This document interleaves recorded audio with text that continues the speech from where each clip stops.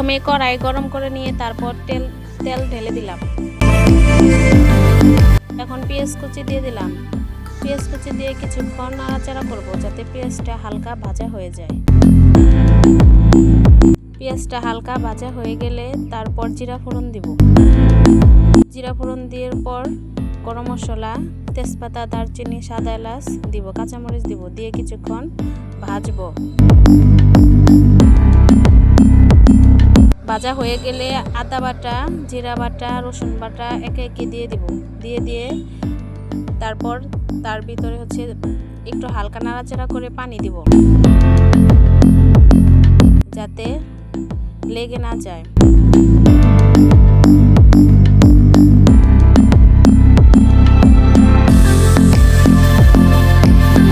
তারপর মরিচের গুঁড়ো দিব, হলুদ গুঁড়ো দিব, ধনিয়ার গুঁড়ো দিব,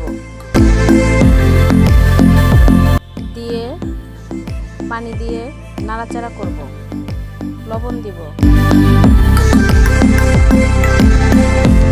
নাড়াচাড়া করে কিছুক্ষণ ফুটিয়ে নিব যাতে মশলাটা কষানো হওয়ার পর উপরে তেল উঠে আসে।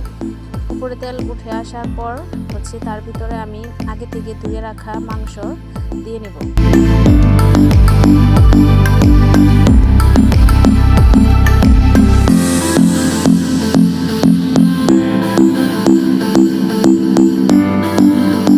এখন আমি ঢেকে দিব।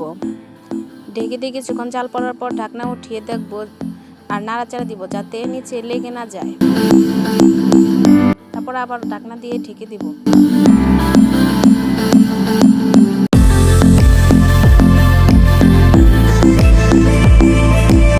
ঢাকনা তুলে দেখব।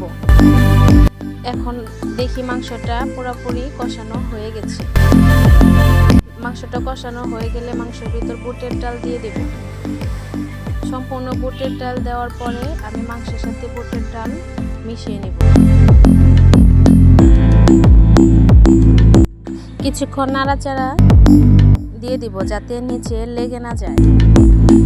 নাড়াচাড়া দেওয়ার পর ঢাকনা দিয়ে ঢেকে দেব।